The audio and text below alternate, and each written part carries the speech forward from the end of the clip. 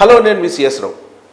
తెలంగాణ ఎన్నికల్లో ఎవరు గెలవబోతున్నారు, ఎవరు ఓడిపోబోతున్నారు అనే దాని మీద రకరకాల సర్వేలు బయటకు వస్తున్నాయి. వాటిల్లో కొన్ని సర్వేలు మాత్రమే కొంత శాంటిటీ ఉంటుంది. ఆ శాంటిటీ ఉన్నటువంటి సర్వేల్లో లోక్పాల్ సర్వే ఒకటి. ఈ లోక్పాల్ సర్వే వేసినటువంటి అంచనాలను కనుక చూస్తే కనుక రాబోయేటువంటి రోజుల్లో కాంగ్రెస్ పార్టీ అధికారంలోకి వచ్చేటువంటి అవకాశం ఉంది అని చెప్పి తెలుస్తూ ఉంది.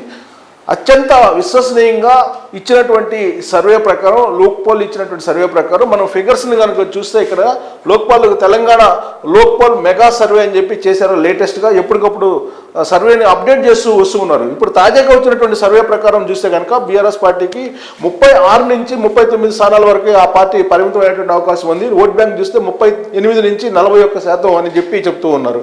అలాగే కాంగ్రెస్ పార్టీ 69 నుంచి 72 స్థానాల్లో గెలుచుకునే అవకాశం ఉందని చెప్తున్నారు. ఓట్ షేర్ వచ్చేసి 43 నుంచి 46% ఉందని చెప్పి ఆ సర్వే అంచనా వేస్తుంది. ఇక ఎంఐఎం 5 నుంచి 6, 3 నుంచి 4% ఓట్ షేర్ ఉండేటువంటి అవకాశం ఉంది ఎంఐఎం అంటున్నారు. అలాగే బీజేపీ 2 నుంచి 3కు పరిమితమైన అవకాశం ఉంది, 7 నుంచి 10 అంటున్నారు. ఇక అదర్స్ 1, 4 నుంచి 6% ఓట్ షేర్ ఉండేటువంటి అవకాశం ఉంది అంటున్నారు. సో ఫుల్ స్క్రీన్లో మనం చూస్తూ ఉన్నాం. లోక్పాల్ ఇచ్చినటువంటి లేటెస్ట్ సర్వే చూస్తే కనుక ఇలా ఆయా పార్టీలకు సంబంధించినటువంటి గెలుపు ఓటములు ఈ విధంగా ఉండేటువంటి అవకాశం ఉంది. రాబోయేటువంటి ఎన్నికల్లో నవంబర్ 30వ తారీఖున జరిగేటువంటి ఎన్నికల్లో ఖచ్చితంగా ఇది ప్రొజెక్ట్ అవుతుందని చెప్పి లోక్పాల్ అంచనా వేస్తుంది. So Telangana Lokpal mega survey లేటెస్ట్గా ఇప్పుడు వైరల్ అవుతుంది. సోషల్ మీడియాలో కూడా అందుబాటులో ఉంటుంది. సోషల్ మీడియాలో వస్తున్నటువంటి ఈ లోక్పాల్ సర్వే దాని ప్రకారం బీఆర్ఎస్ పార్టీ కేవలం 39కి పరిమితమైనటువంటి అవకాశం ఉంది. హయ్యెస్ట్ వచ్చినా కానీ అంటే 40 లోపల ఉండేటువంటి అవకాశం ఉందని చెప్పి ఆ సర్వే సంస్థ అంచనా వేస్తూ ఉంది. అలాగే 69 నుంచి 72 కాంగ్రెస్ పార్టీ, అంటే క్లియర్ కట్గా మ్యాజిక్ ఫిగర్ కన్నా కానీ ఎక్కువగా గెలుచుకునేటువంటి అవకాశం ఉంది. కాంగ్రెస్ పార్టీ ప్రభుత్వాన్ని ఏర్పాటు చేసేటువంటి అవకాశం ఉందని చెప్పి లోక్పాల్ సర్వే నిర్ధారిస్తూ ఉంది.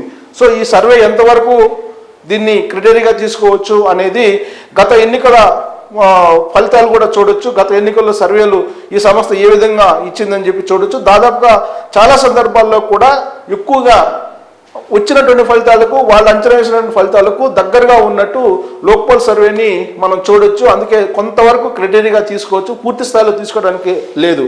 అయితే ఈ సర్వే కాకుండా సోషల్ మీడియాలో జరుగుతున్నటువంటి సర్వే రిపోర్ట్స్ కానీ, తెలంగాణలో ఉండేటువంటి మంత్రులు ఎవరెవరు ఓడిపోయేటువంటి అవకాశం ఉంది, ఎవరు గెలిచేటువంటి అవకాశం ఉంది అనే దాని మీద కూడా ఆ సర్వే సమస్యలు చెప్తూ ఉన్నాయి. తెలంగాణలో మొత్తం 11 మంది మంత్రులు ఓడిపోయేటువంటి అవకాశం ఉంది. బ్రేకింగ్ న్యూస్ చూస్తున్నాము. అంటే ఈ సర్వేల ఆధారంగా చేసుకుని వచ్చినటువంటి రిపోర్ట్స్ 17 మంది మంత్రుల్లో 11 మంది ఓడిపోయేటువంటి అవకాశం ఉంది మంత్రులు అనేది తాజాగా బ్రేకింగ్ న్యూస్. అది 6 మంత్రులు గెలిచేటువంటి అవకాశం ఉంది, మిగిలినటువంటి వాళ్ళు ఓడిపోయేటువంటి అవకాశం ఉందని చెప్పి సర్వే సంస్థలు అంచనా వేస్తూ ఉన్నాయి. ముఖ్యమంత్రి కేసీఆర్ మాత్రం 2 చోట్ల కామారెడ్డి అలాగే గజ్వేల్లో గెలిచేటువంటి అవకాశం ఉందని చెప్పి ఆ సర్వేలు చేస్తున్నారు. అలాగే మంత్రుల లిస్టులో గెలిచేటువంటి వాళ్ళల్లో హరీష్ రావు ఉన్నారు, కేటీఆర్ ఉన్నారు, అలాగే గెలిచేటువంటి మంత్రుల్లో ఉన్నారు. ఓడిపోయేటువంటి మంత్రుల్లో జగదీష్ రెడ్డి, ప్రశాంత్ రెడ్డి, శ్రీనివాస్ గౌడ్, అలాగే సబితాయన్ రెడ్డి, స్పీకర్ పోచారం శ్రీనివాస్ రెడ్డి ఇతరులు ఉన్నారు. ఈ సర్వేపై కేసీఆర్ టీం కూడా స్పెషల్ ఫోకస్ పెట్టింది. అందుకే కేసీఆర్ ఇప్పుడు తాజాగా నేరుగా 40 కాన్స్టిట్యున్సీలలో పోటీ చేస్తున్నటువంటి అభ్యర్థులతో నేరుగా ఫోన్లో మాట్లాడి గ్రౌండ్ లెవెల్లో సిచ్యువేషన్ సరిచేసుకునే ప్రయత్నం చేస్తున్నారు. ప్రతి 100 మందికి 4 కోఆర్డినేటర్స్ని ఏర్పాటు చేసి రాబోయేటువంటి 9 రోజుల్లో పోలింగ్ నాటికి ఆయన పగడ్బందీగా వ్యూహాన్ని రచిస్తూ ఉన్నారు ఎలక్షనీరింగ్లో పైచేయి సాధించడానికి. బట్ ఇప్పుడు బ్రేకింగ్ న్యూస్ వస్తున్న ముఖ్యమంత్రి కేసీఆర్ మాత్రం గజ్వేల్ నియోజకవర్గంలో కొంత ఎదురీత తప్పదని చెప్పి బ్రేకింగ్ న్యూస్ ఉంది. బట్ కామారెడ్డిలో మాత్రం ఆయన గెలుస్తారని ఉంది. బట్ గజ్వేల్లో మాత్రం డౌట్గా ఉందని చెప్తున్నారు. గెలిచేటువంటి మంత్రుల లిస్టులో కేటీఆర్, హరీష్ రావు, ఎర్రబల్లి, తలసాని, నిరంజన్ రెడ్డి ఉన్నారు. ఇక 11 మంది మంత్రులు గెలుపు కష్టం అని చెప్పి సర్వే సంస్థలు చెబుతున్నాయి. ఓడిపోయేటువంటి మంత్రుల్లో జగదీష్ రెడ్డి, ప్రశాంత్ రెడ్డి, శ్రీనివాస్ గౌడ్, సబితా రెడ్డి, స్పీకర్ పోచారం శ్రీనివాసరెడ్డి ఉన్నారు అనేది బ్రేకింగ్ న్యూస్. సో ఈ బ్రేకింగ్ న్యూస్ను ఫుల్ స్క్రీన్లో కూడా చూడొచ్చు. మంత్రులు ఓడిపోయేటువంటి మంత్రులు 11 మంది మంత్రులు, గెలిచేటువంటి మంత్రులు 6 ఎవరున్నారు అనేది ఫుల్ స్క్రీన్లో కూడా మనం చూడొచ్చు. తెలంగాణలో షేక్ చేస్తుంది ఈ లేటెస్ట్ సర్వే.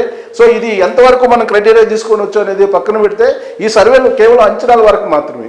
ఒక్కో సర్వే ఒక్కొక్క విధంగా సోషల్ మీడియాలో హైలైట్ చేస్తుంది, హైప్ చేస్తూ ఉంది కూడా. ఈ హైప్ చేస్తున్నటువంటి సర్వేలను కనుక మనం గమనిస్తే కనుక ఆయా పార్టీలు తెర వెనుక ఉన్నాయనేటువంటి వాదన కూడా వినిపిస్తుంది.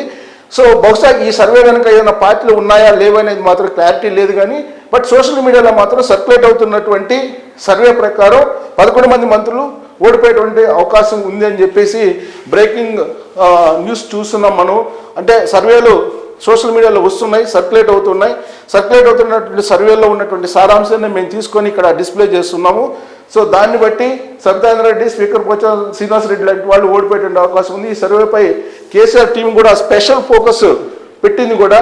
సో ఇప్పటికే సర్వే రిపోర్ట్స్ తీసుకున్నారు. అలాగే ప్రశాంత్ కిషోర్ని కూడా రంగంలో దింపింది బీఆర్ఎస్ పార్టీ. ఆయన సలహాలు సూచనలు కూడా తీసుకుంటూ ఉన్నారు. మెజార్టీ మంత్రులకు ఓటమి గండం తప్పదు అనేటువంటి ఒక ప్రచారం మాత్రం సోషల్ మీడియాలో చాలా బలంగా జరుగుతుంది. 17 మంత్రుల్లో 11 మంది ఓడిపోతారని తాజా సర్వేలు చాలా క్లియర్గా చెబుతున్నాయి. సో 6 మంత్రులు మాత్రం గెలుస్తారంటున్నారు. ముఖ్యమంత్రి కేసీఆర్ గజ్వేల్లో నియోజకవర్గంలో ఎదురేత తప్పేటువంటి పరిస్థితి ఉంది, ఎదురేత తప్పదు అనేటువంటి పరిస్థితి ఉంది. సో త్రుటిలో తప్పుతారా గెలుస్తారా అక్కడ కూడా అనేది చూడాలి. బట్ కామారెడ్డిలో మాత్రం పక్కాగా గెలిచేటువంటి అవకాశం ఉందంటున్నారు సర్వే రిపోర్ట్స్ ప్రకారం. సో మొత్తం ఇది సంచలనమైనటువంటి సర్వే రిపోర్టుగా కూడా ఇప్పుడు సోషల్ మీడియాలో వైరల్ అవుతుంది. బట్ ఎగ్జాక్ట్గా దీన్ని నమ్మి దీన్ని బెంచ్ మార్క్గా తీసుకోవద్దని చెప్పి నేను చెప్తున్నాను. ఎందుకంటే ఈ సర్వేలు వెనక కొన్ని సమస్యలు ఉంటాయి, కొన్ని రాజకీయ పార్టీలు ఉంటాయి కాబట్టి దీన్ని క్రెడిట్గా అయితే తీసుకోవడానికి లేదు. బట్ సోషల్ మీడియాలో ట్రెండింగ్ అవుతుంది కాబట్టి దీన్ని మీ ముందు ఉంచేటువంటి ప్రయత్నం నేను చేస్తున్నాను. ప్లస్ రోజుకు కూడా ఒక్కో సర్వే ప్రొజెక్ట్ చేస్తుంది, ఒక్కో రకంగా ప్రొజెక్ట్ చేస్తుంది. బట్ ఈ రీసెంట్ కాలంలో వస్తున్నటువంటి సర్వేలు కనుక చూస్తే కనుక కొంచెం కాంగ్రెస్ పార్టీకి ఎడ్జ్ ఉన్నట్టు ఎక్కువ సర్వే సంస్థలు చెప్తూ ఉన్నాయి. ఇప్పుడు లోక్పాల్ సర్వే కూడా సహజంగా మరోసారి చూద్దాం లోక్పాల్ సర్వే ఏ విధంగా ఉంది, ఆయా పార్టీలకు వచ్చేటువంటి పర్సెంటేజ్ ఎంత అనేది చూస్తే కనుక మ్యాక్సిమం 40 లోపలనే బీఆర్ఎస్ పార్టీకి ఉండేటువంటి అవకాశం ఉంది. 38 నుంచి 41% మాత్రం ఓట్ బ్యాంక్ వచ్చేటువంటి అవకాశం ఉందని చెప్పి సర్వేలన్నీ కూడా పర్సెంటేజ్ విషయంలో మాత్రం చాలా క్లారిటీగా ఇంచుమించు అదే చెప్తున్నాయి. 40% నుంచి 41% మాత్రమే బీఆర్ఎస్ పార్టీకి వచ్చేటువంటి అవకాశం ఉంది ఈసారి అనేది సర్వేలు. సొంత సర్వేలో కూడా నాకున్నటువంటి ఇన్ఫర్మేషన్ ప్రకారం బీఆర్ఎస్ పార్టీ చేసుకున్నటువంటి సొంత సర్వేలో కూడా 41% మాత్రమే ఓట్ బ్యాంక్ ఉంది. గత ఎన్నికల్లో 46.5 సుమారుగా ఉండేది 2018 అసెంబ్లీ ఎన్నికల్లో. ఈసారి మాత్రం అది డ్రాస్టిక్గా పడిపోయింది. పైగా 28వ తారీఖు లాస్ట్ మంత్కి ఇప్పటికి మరొక పర్సెంట్ కూడా తగ్గిపోయింది. అది డౌన్ఫాల్ అవుతుందని చెప్పి వాళ్ళ సొంత సర్వేల్లో కూడా ఉన్నట్టు ప్రతిభటన వర్గాల్లో చర్చ జరుగుతుంది. అందుకే ఇప్పుడు ఆ నష్ట నివారణ చర్యలను చేపట్టడానికి చాలా వేగంగా కేటీఆర్ అలాగే కేసీఆర్ కసరత్తు చేస్తూ ఉన్నారు. ప్రశాంత్ కిషోర్ని కూడా పిలిపించుకున్నారు. దాదాపుగా బుధవారం రోజు కూడా ప్రశాంత్ కిషోర్ తోటి ఇంటరాక్ట్ అయినట్టు కూడా తెలుస్తుంది. మంగళవారం రోజు వరుసగా సాయంత్రం 6 నుంచి 9 గంటల వరకు 3 గంటల పాటు కేసీఆర్, కేటీఆర్, ప్రశాంత్ కిషోర్ చర్చించినట్టు కూడా ప్రచారం జరుగుతుంది ప్రతిభటన వర్గాల్లో కూడా. కాంగ్రెస్ పార్టీ 70+ ఖచ్చితంగా రీచ్ అయ్యేటువంటి అవకాశం ఉంది. 43 నుంచి 46% ఓట్ బ్యాంకు సాధించేటువంటి అవకాశం ఉందని చెప్పి తాజా సర్వేల్లో అంచనా వేస్తూ ఉన్నారు. ఎంఐఎం యాజ్ యూజువల్గా ఒక స్థానం కోల్పోయేటువంటి అవకాశం ఉంది అని చెప్పి తెలుస్తుంది. గతంలో కొన్ని సర్వేలు కూడా అదే చెప్పాయి. అలాగే బీజేపీ 2 నుంచి 3, 7 నుంచి 10% మాత్రమే ఆ పార్టీకి వచ్చేటువంటి అవకాశం ఉందని చెప్తున్నారు. అదర్స్ 1. ఇది యాజ్ ఆఫ్ నౌ ఉన్నటువంటి లోక్పాల్ సర్వే యొక్క అంచనా. అయితే దీనికి అనుగుణంగా తెలంగాణలో ఉండేటువంటి రాజకీయ పరిణామాలను మనం ఒకసారి విశ్లేషించుకుంటే కనుక తాజాగా బీఆర్ఎస్ పార్టీకి షాక్ ఇచ్చేటువంటి, బీఆర్ఎస్ పార్టీని గందరగోళంలో నెట్టేటువంటి, ఆందోళన కలిగించేటువంటి అంశం ఏంటంటే తెలంగాణలో ఉండేటువంటి ముస్లిం ఆర్గనైజేషన్స్ అన్నీ కూడా ఒక జేఏసీ కింద ఏర్పడ్డాయి. జేఏసీ కింద ఏర్పడి మొత్తం కూడా కాంగ్రెస్ పార్టీకి మద్దతు ఇవ్వాలని ఏకగ్రీవంగా తీర్మానం చేసి ఆ మేరకు ప్రెస్ మీట్ పెట్టి ప్రెస్ నోట్ కూడా రిలీజ్ చేశారు. ఇది ఒక పెద్ద షాక్ బీఆర్ఎస్ పార్టీకి. బహుశా నేను అనుకోవటం ముస్లిం ఆర్గనైజేషన్స్ అసోసియేషన్ జేఏసీ ప్రకటించిన తర్వాత లోక్పాల్ అంచనా వేసినటువంటి సర్వే అని చెప్పి నేను భావిస్తున్నాం అనుకుంటున్నా. బట్ రాత్రి నుంచి ఇది సోషల్ మీడియాలో అయితే వైరల్ అవుతుంది. ఈ సర్వే ప్రొజెక్షన్స్ అయితే బాగా సర్క్యులేట్ అవుతుంది. ముస్లిం ఓట్ బ్యాంకు ప్రధానమైనటువంటి ఓట్ బ్యాంకు తెలంగాణలో గత 2 ఎన్నికల్లో కూడా బీఆర్ఎస్ పార్టీకి ముస్లిం ఓట్ బ్యాంక్ బాగా కలిసి వచ్చింది. కానీ ఈసారి మాత్రం ముస్లిం ఓట్ బ్యాంక్ బీఆర్ఎస్ పార్టీకి ఉండేటువంటి అవకాశం లేదు. గంపగుత్తగా కాంగ్రెస్ పార్టీకి వెళ్ళేటువంటి అవకాశం ఉంది అని చెప్పి సర్వే సంస్థలు అంచనా వేస్తున్నాయి. అలాగే విశ్లేషణలో కూడా ఈసారి ముస్లిం సమాజం ఖచ్చితంగా బీజేపీకి వ్యతిరేకంగా ఉన్నటువంటి పార్టీకి వేసేటువంటి అవకాశం ఉంది. బీజేపీ, బీఆర్ఎస్ పార్టీ, ఎంఐఎం 3 ఒకటే అని బలంగా తెలంగాణ సమాజంలోకి తీసుకెళ్లడంలో కాంగ్రెస్ పార్టీ బాగా విజయం సాధించిందని చెప్పి ఈ పర్సంటేజ్ ప్రకారం ఈ ఈ సీట్ల ప్రకారం ఈ అంచనాల ప్రకారం చూస్తే కనుక మనం ఒక విశ్లేషణ అయితే చేసుకోవచ్చు. వాస్తవంగా బీఆర్ఎస్ పార్టీ బీజేపీ ఒకటని మొదటి నుంచి వినిపిస్తుంది. ఢిల్లీ లిక్కర్ స్కామ్లో కవిత ఎపిసోడ్ ఎప్పుడైతే బయటకు వచ్చిందో ఆ రోజు నుంచి బీజేపీ అలాగే బీఆర్ఎస్ పార్టీ రెండు ఒకటే అని చెప్పి ప్రచారం చాలా బలంగా జరిగింది. దానికి తోడు ఇప్పుడు ముస్లిం సామాజిక వర్గం, ప్రత్యేకించి ముస్లిం సమాజం బీజేపీకి వ్యతిరేకంగా ఉండేటువంటి పార్టీలకి ఓటు వేయాలనేటువంటి కాన్సెప్ట్. దాంతో బీజేపీకి వ్యతిరేకంగా ఉండేటువంటి పార్టీ ఒకే ఒక పార్టీ కాంగ్రెస్ పార్టీ అని చెప్పి ముస్లిం సమాజం భావిస్తున్నటువంటి తరుణంలో ఇప్పుడు ముస్లిం పెద్దలు కానీ ముస్లిం ఆర్గనైజేషన్ సంబంధించినటువంటి జేఏసీ కానీ క్లియర్ కట్గా ఆ ముస్లిం సమాజానికి కాంగ్రెస్ పార్టీకి ఓటేయని చెప్పి బాహాటంగా మీడియా ముఖంగా ప్రెస్ మీట్ పెట్టి ప్రెస్ రిలీజ్ కూడా చేయడం జరిగింది. ఇది ఒక పెద్ద షాకింగ్ బీఆర్ఎస్ పార్టీకి అని చెప్పి చెప్పుకోవాలి. సో అందులో భాగంగానే ఇప్పుడు మనం బ్రేకింగ్ న్యూస్ చూసాం. 11 మంది మంత్రుల్లో దాదాపు 11 మంది మంత్రులు ఓడిపోయేటువంటి అవకాశం ఉందని చెప్పి అంటున్నారు. 6 మాత్రమే గెలిచేటువంటి అవకాశం ఉందని అంటున్నారు. సో ఓడిపోయేటువంటి వాళ్ళల్లో కూడా ఈ పేర్లు ఉన్నాయని కూడా ఆ సర్వే సంస్థలు లేదా సోషల్ మీడియాలో సర్క్యులేట్ అవుతున్నటువంటి పేర్లు కూడా అవే.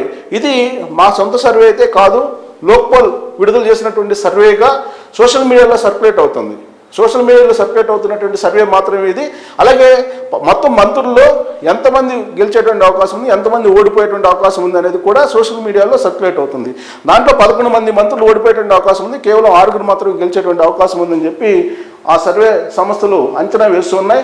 కేసీఆర్ మాత్రం గజ్వేల్లో చాలా కష్టంగా పరిస్థితి ఉంది, కామారెడ్డిలో మాత్రం గెలిచేటువంటి అవకాశం ఉంది. గెలిచే మంత్రుల లిస్టులో కేటీఆర్ ఉన్నారు, హరీశ్రావు, ఎర్రబల్లి దర్శని, నిరంజన్ రెడ్డి, మల్లారెడ్డి ఉన్నారు. సో 11 మంత్రుల్లో గెలుపు కష్టం అని చెప్పి తెలుస్తుంది. 11 మంది మంత్రులు, గెలిచే వాళ్ళు 6. ఓడిపోయేటువంటి మంత్రుల లిస్టులో జగదీష్ రెడ్డి, ప్రశాంత్ రెడ్డి ఉన్నారు, సబితానంద రెడ్డి, స్పీకర్ పోచారం శ్రీనివాసరెడ్డి, ఇతరులు ఉన్నట్టు సర్క్యులేట్ అవుతుంది. ఇది యాజ్ ఆఫ్ నౌ లోక్పాల్ అంచనాలు, అలాగే సోషల్ మీడియాలో సర్క్యులేట్ అవుతున్నటువంటి న్యూస్ కూడా ఇది. సో ఇలాంటి న్యూస్ ఎవరికి అనుకూలంగా వాళ్ళు ఆయా రాజకీయ పార్టీలు సోషల్ మీడియాలో సర్క్యులేట్ చేస్తున్నారు అనేది కూడా వినిపిస్తూ ఉంది. బట్ సర్వే సంస్థలు కూడా ఆయా పార్టీలకు సర్వేలు చేస్తూ ఉన్నటువంటి పరిస్థితి. సో సొంత సర్వేలు ఉన్నాయి, అలాగే కొన్ని సంస్థలతో టైఅప్ అయి సర్వేలు చేయించుకుంటూ ఉన్నారు, దాన్ని సోషల్ మీడియాలో పెడుతున్నారు.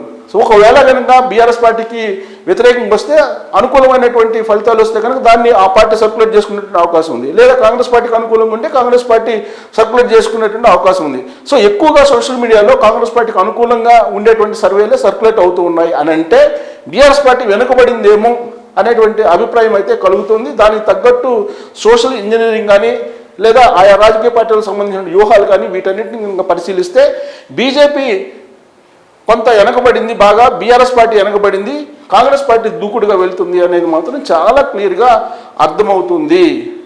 సో ముక్కోణపు పోటీ కూడా కొన్ని చోట్ల మాత్రమే ఉండేటువంటి అవకాశం ఉంది. నేరుగా కాంగ్రెస్ పార్టీకే తటస్థులు కూడా ఓటు వేసేటువంటి అవకాశం ఉంది. రాబోయేటువంటి రోజుల్లో కేసీఆర్ని గద్దె దింపడమే ప్రధానమైన అజెండాగా తెలంగాణ వాదులు, తెలంగాణ ఉద్యమకారులు పెట్టుకున్నారు అనేది సర్వత్రా వినిపిస్తుంది. అందుకే ఇప్పుడు బీఆర్ఎస్ పార్టీకి గెలుపు అనేది కష్టం అని లోక్పాల్ అంచనా వేస్తూ ఉంది. యాజ్ ఆఫ్ నౌ ఉండేటువంటి సోషల్ మీడియాలో సర్క్యులేట్ అవుతుంది సర్వే మాత్రమే ఇది. దీన్ని బెంచ్ మార్క్గా, దీన్ని క్రైటీరియాగా తీసుకోవాల్సినట్టు అవసరం లేదు, కేవలం సోషల్ మీడియా న్యూస్గానే పరిగణించాల్సి ఉంది. Thank you very much.